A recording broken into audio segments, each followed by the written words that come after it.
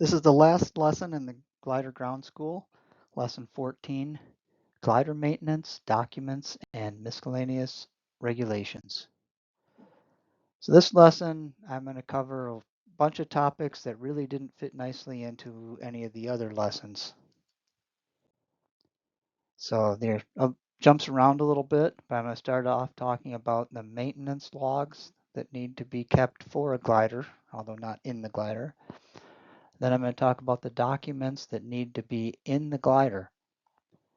Then requirements for being a tow pilot, accident reporting regulations, parachutes, tow ropes and weak links, and signals. So the maintenance logs are how we prove that an aircraft has been maintained according to the regulations. So every aircraft needs to have a maintenance log. We also keep logs for engines separately. They need to prove that the annual inspection and 100-hour inspections, if they are required, have been performed within the required interval. They need to be able to prove that any airworthiness directives have been complied with. And anytime there is a repair made on the aircraft, the logbook must be signed off by an authorized mechanic and returned to service. Primary responsibility for making sure that the aircraft has the logbooks, and in fact has the maintenance that the logbooks say, goes to the aircraft operator. Usually the operator is the owner of the aircraft. There are some exceptions. For the gliders and tow planes in Sandhill's fleet, the club is the operator. So the club is responsible for making sure that the work is done and properly signed off. So annual inspections are required for all aircraft. So in order for an aircraft to be considered legally airworthy, it needs to have an inspection every 12 calendar months. So that can be a little bit longer than 1 year in some cases. For example, if it's signed off in the middle of April in 1 year, the next annual inspection isn't due until the end of April of the following year. So you can get a little more than a year sometimes. For certified aircraft, which is what most of the aircraft in our fleet are, the annual needs to be signed off by an airframe and power plant mechanic that has an inspection authorization. So there's a level of certification from the FAA needed in order to be an A&P mechanic. There's additional certification required to get the inspection authorization. If the aircraft is certified in the experimental category, which our Discus is, or a light sport aircraft like my motor glider, then there's some additional people that are allowed to do it's not called an annual, it's called a condition inspection, but it's very much the same thing.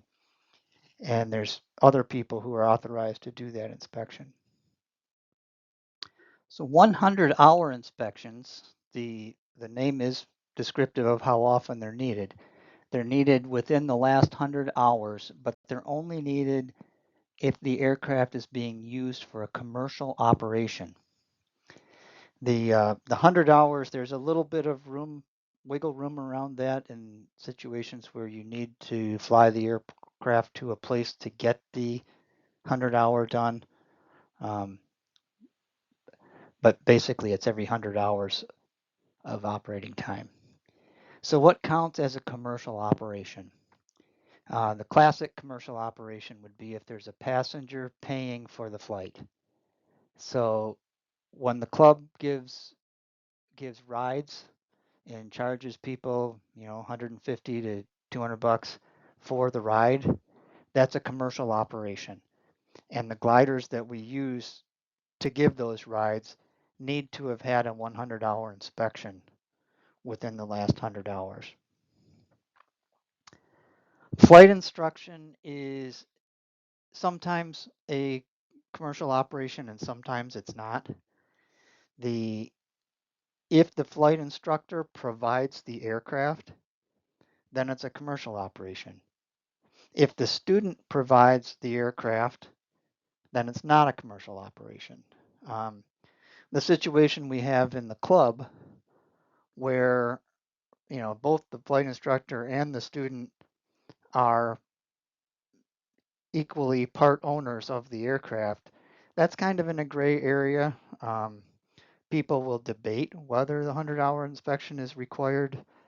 The club's policy has been to do 100-hour inspections if an aircraft goes over 100 hours and we're going to use it for flight instruction. Aircraft rental is not considered a commercial operation. So when a rated pilot goes up for a solo flight in one of our gliders, it doesn't matter whether it's had a 100-hour inspection or not.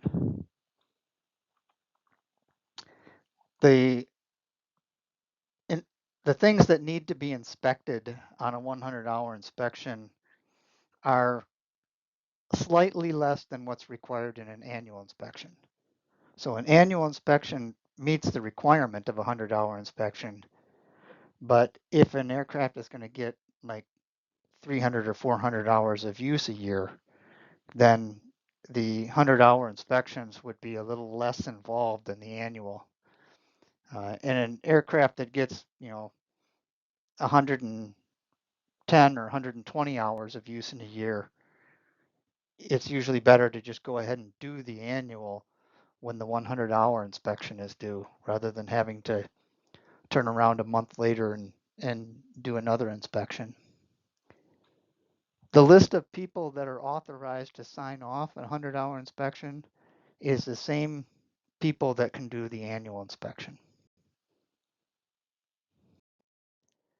So sometimes after an aircraft is certified and a bunch of them have been built and they're out operating, there will be issues discovered that are related to the safety of that aircraft design. When that happens, the FAA issues something called an airworthiness directive, which indicates that something needs to be either inspected or modified on the aircraft in order for the aircraft to continue to be considered airworthy. The AD says what you have to do, and it usually gives you some time frame that you need to do it in. Sometimes they're effective immediately and you can't fly at all once the AD is issued. Most times it's not quite that serious and they'll let you go till your next annual or something like that. Some ADs are recurring ADs, meaning it'll say, every 300 hours such and such part needs to be inspected. Other ADs are just a one-time thing. It says you need to make this change to the aircraft, and once you've made that change and done all the paperwork, then you're good to go. So when there is an AD and it's due, then an A&P mechanic has to make a logbook entry that states how the AD was complied with. A lot of ADs will give you some choices on how you can make the aircraft airworthy again. If the entry is not in the logbook, then legally that aircraft is not airworthy, even if in fact the change was made on the physical aircraft. So the logbook entry is crucial.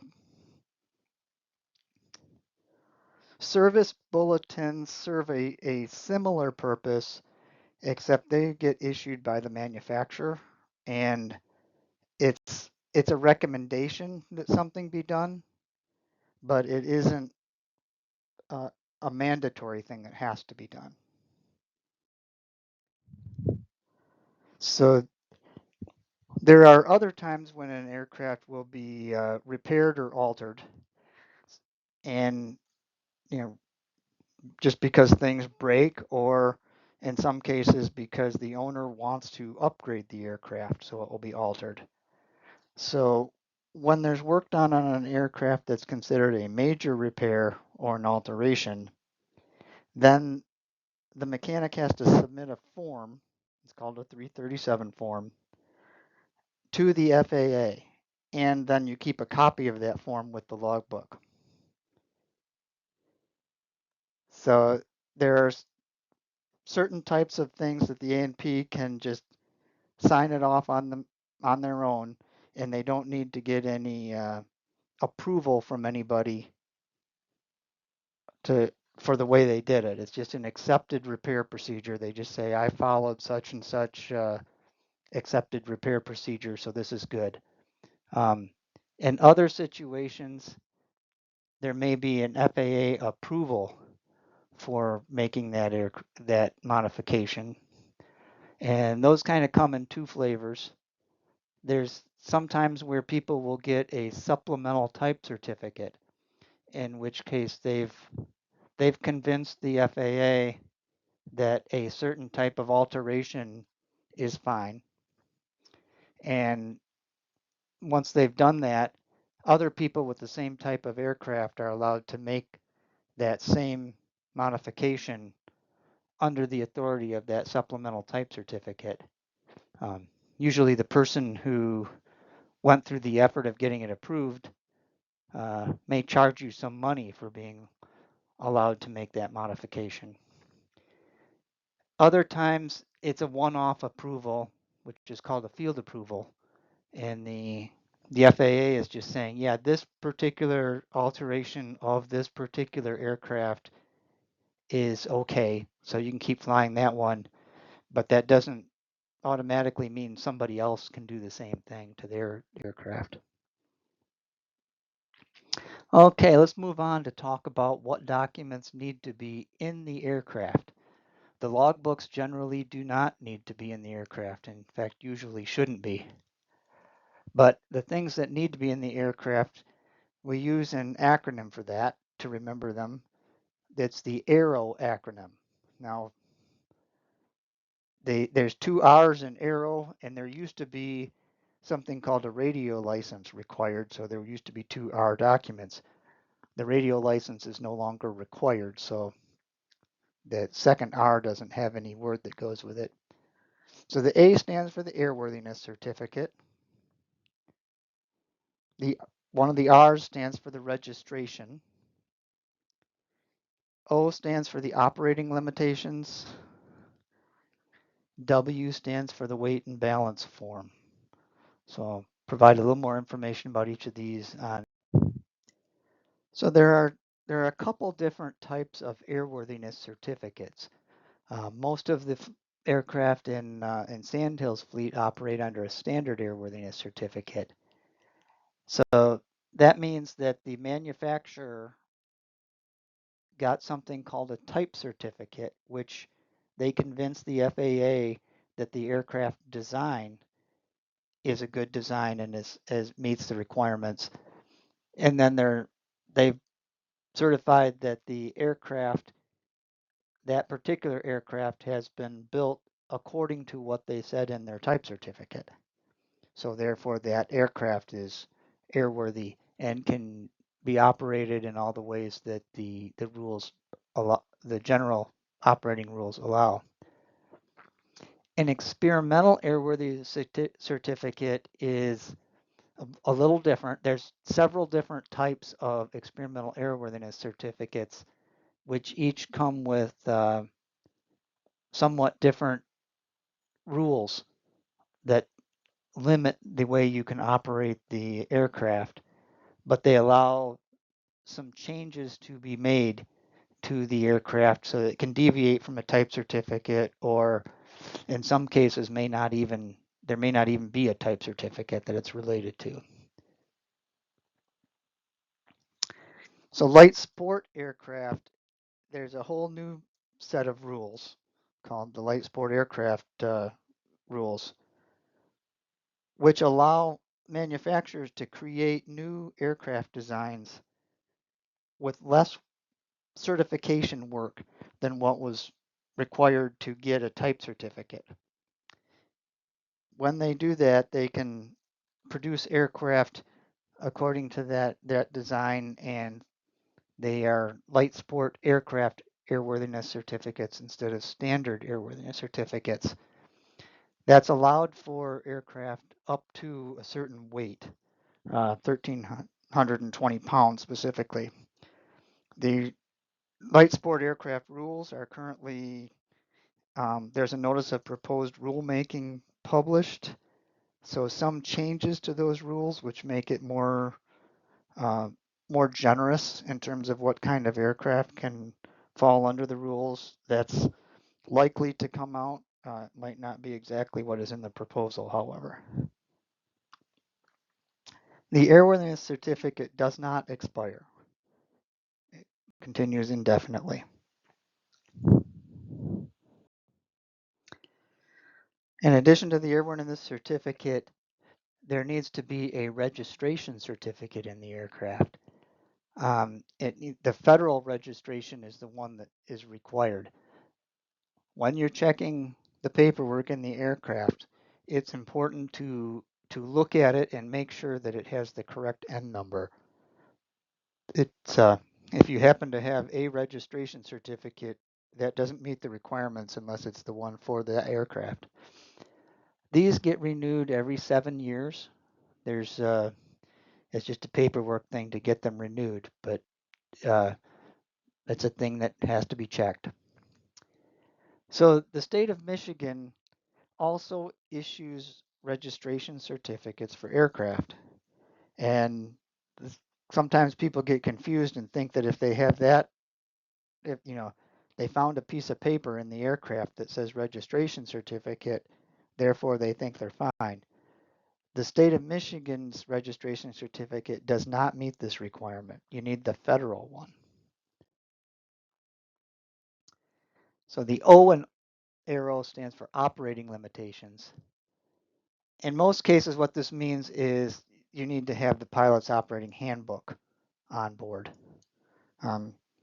Some aircraft were produced without a pilot's operating handbook, so in that case, you don't have to, there wouldn't make sense to say you have to have it on board. The other requirement is that any required placards have to be in place. Placards means, little stickers that have to be in various places on the instrument panel or near some of the controls that mark the limitations on how you can move those controls. Um, Instrument markings like the colors on the airspeed indicator, they are needed in order for the aircraft to meet this operating limitations requirement. Weight and balance form needs to be on the aircraft. We talked about weight and balance forms quite a bit back in lesson 5 when we talked about how to do the weight and balance calculations and make sure that the loading is correct.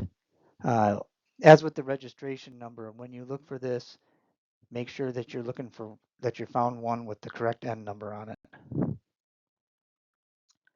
Some of you may already have an airplane rating or may be interested in later getting an airplane rating after you get your glider rating. And you may be wondering what's required in order to fly at the front end of the tow rope. So the FAA has answered that question. And the first thing you need the right ratings and endorsements that would allow you to fly the type of plane that is being used as the tow plane. In most cases, tow planes are single engine land airplanes, so you need the airplane single engine land rating. Our tow planes, our Pawnee and our Bird Dog, are both tailwheel airplanes, so you need a tailwheel endorsement, and both of our tow planes have more than 200 horsepower engines, so you need a high performance endorsement. So assuming that you are authorized to fly that plane, there's additional requirements in order to be allowed to use that airplane for towing. One is you need 100 hours of pilot and command time in that category and class. And the category means airplane, and class means single engine land. We don't do any towing with helicopters or anything. If we did, you would need that category and class. But you can't, you can get your private pilot certificate with, only 20 or 30 hours of pilot and command time in airplanes. That doesn't, you would need more before you're allowed to do towing.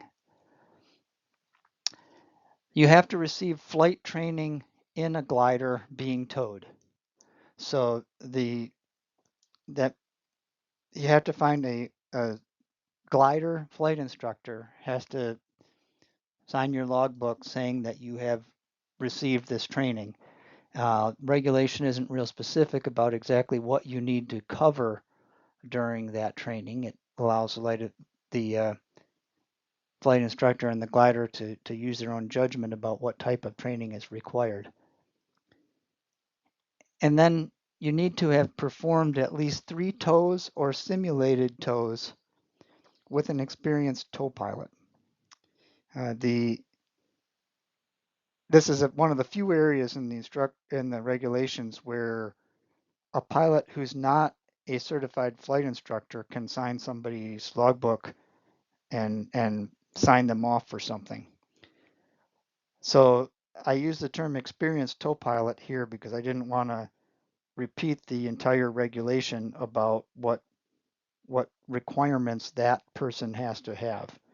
It relates to how much towing they have done in their life. In practice, they're going to cover a lot more than just a couple of simulated tows.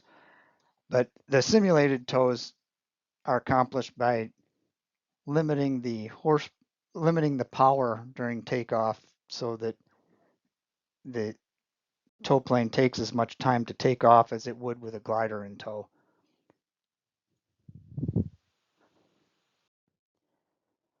So when things go wrong, there are some things that the NTSB, National Transportation Safety Board, wants to be notified about immediately. One of them is an aircraft accident. There's a detailed definition of what counts as an aircraft accident, and I'm going to cover that on the next couple slides.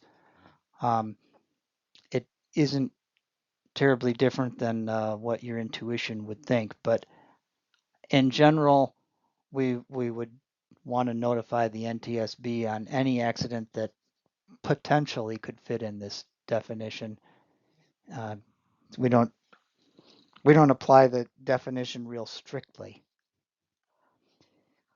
If an aircraft is overdue and believed to have been in an accident, so if we're at the field and one of our gliders that it gets to be 6, 7, 8 at night, and one of our gliders hasn't come back and hasn't contacted us to say that they had an outlanding someplace, then the NTSB would want to know about that. Flight control system malfunctions. So, and they want to know about it even if it doesn't result in an accident. So, for example, if the controls in the front cockpit weren't working, but the ones in the rear cockpit were working just fine, and the instructor was able to land, they would still want to know about that.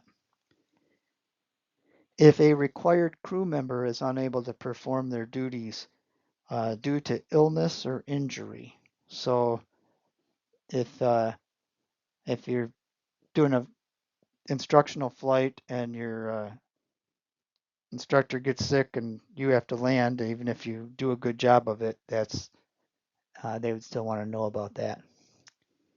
And in-flight fire, a mid-air collision. So even if you lightly scrape a wingtip with another glider while you're sharing a thermal and need both of you keep complete control of your glider and land safely, they still want to know about that.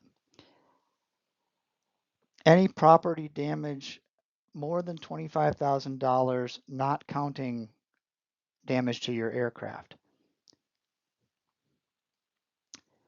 So in addition to the immediate notification, they wanted a report to be filed within 10 days of an aircraft accident, or if it's 7 days and your overdue aircraft is still missing, they want a report about that. So an aircraft accident is something the FAA has defined for us. It's anything that happens between the time someone gets on board the aircraft and the time that the last person exits the aircraft, in which someone is killed or seriously injured, or the aircraft is substantially damaged. Of course, the words seriously injured and substantially damaged also need definitions, so those are provided for us. A serious injury is the whole category of things, any one of which, if these applies, that's a serious injury.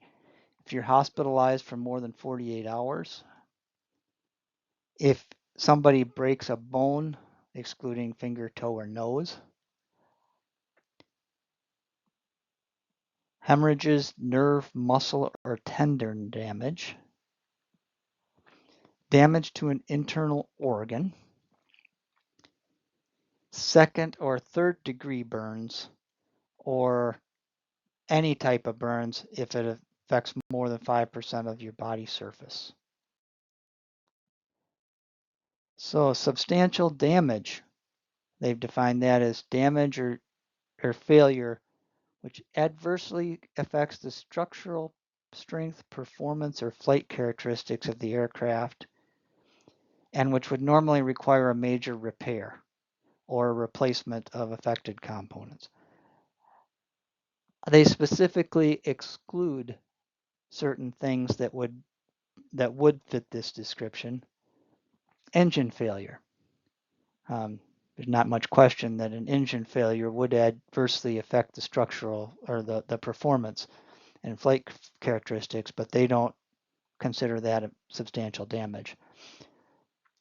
Bent fairings, cowlings, dents, small puncture holes, and damage to landing gear, wheels, tires, flaps, engine accessories, brakes, or wingtips. They don't consider gear up landings to be accidents unless there's a serious injury or somebody's killed. Parachutes. So when do you have to have a parachute? Anytime you're going to intentionally perform a maneuver that exceeds 60 degrees of bank or 30 degrees of pitch. So there's an exception to this rule that if you're doing spin training, you don't have to wear parachutes for that. Basically, the idea is you should be wearing parachutes when you're doing aerobatics.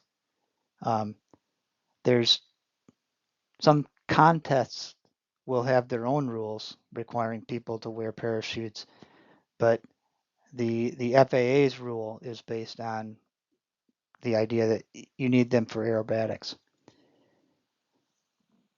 Parachutes have to be repacked periodically. So most parachutes using modern materials are okay for 180 days after they're packed before they need to be repacked. And when it's time to repack them, it has to be done by somebody who is certified to be a parachute rigger. There are some older materials that were used for parachutes in the past.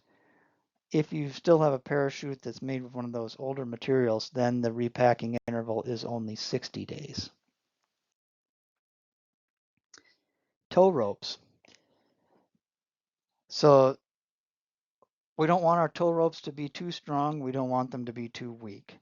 So the idea, if you get a little slack in your rope while you're on tow and pulls taut all of a sudden, that puts a lot of stress on the rope. We don't want the rope to break just based on the normal amount of load that gets put on it in towing situations.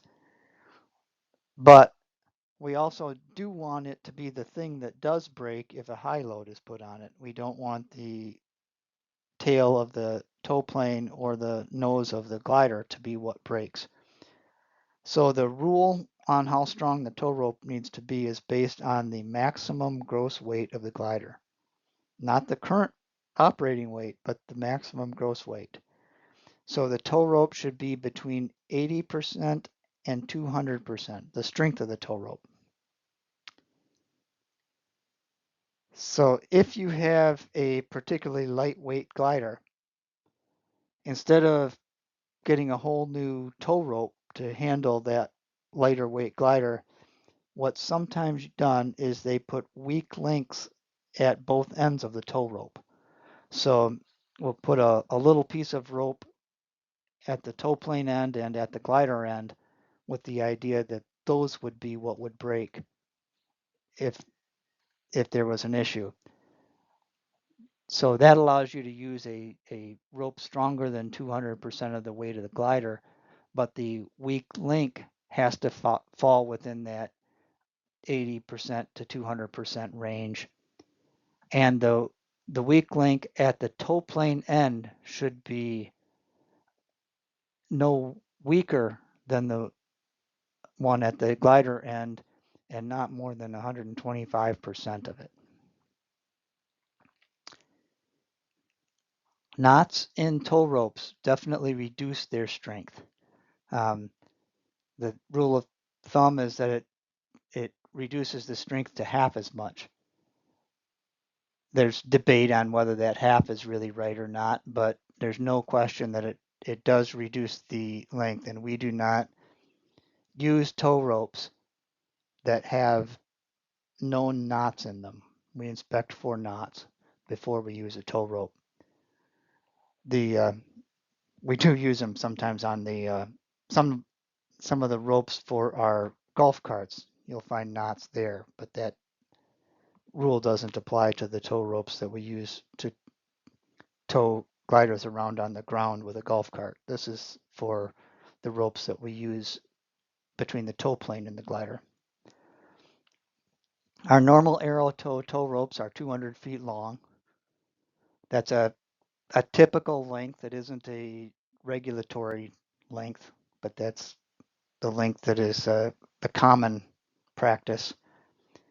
The ground retrieve ropes that we use with our golf cart, the rule for that is that they need to be longer than half of the glider wingspan, so that if the glider hits a wing and the glider spins around, the other wing isn't going to bang into the golf cart.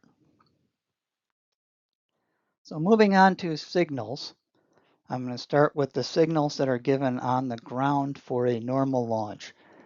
You should all be very familiar with these signals because you will have seen a lot of normal launches during your time in training. But we'll go through them here anyway for completeness. So the wing runner gives the open tow hook signal to the glider pilot when he's ready to hook up the tow rope. And then after putting the tow ring in the tow hook, gives this closed fist signal to the glider pilot to tell him close it. Then moves out to the end of the wing and gives this signal to the tow pilot. The swinging the arm back and forth. Uh, Important thing to remember here, you got to orient your body the right way so that the tow pilot is seeing you, because this, remember who you're giving the signal to. If you're standing facing the tow pilot and swinging your hand like this, the tow pilot can't see much. Once slack is taken out of the rope, the wing runner will give this hold signal to the tow pilot. After the wing runner has checked the pattern and told the glider pilot that things look ready, the glider pilot will raise his thumb to say, yes, it's okay to raise the wing now. Then after the rudder, both pilots wag their rudder, then the wing runner will give this signal to the tow pilot to say, start the takeoff roll. Okay, now let's move on to abnormal conditions, which hopefully you won't be seeing very often, but you need to know the signals. And it's important to remember, anybody that sees an abnormal situation should use these signals coupled with yelling and screaming to let people know that something's abnormal and should be done differently. So this is a signal for stop. You can give it to anybody if they're doing something that shouldn't happen. Stop immediately. It's a little more urgent. This is what people tend to do in that situation, even if they didn't know it was an approved signal. This signal of putting your arm flat and acting like you're cutting your throat off is the signal for release the tow line.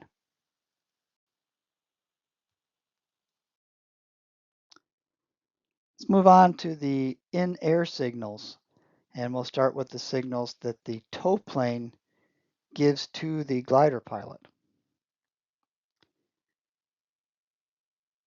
Wagging the wings back and forth like this, rocking the wings, that means release now.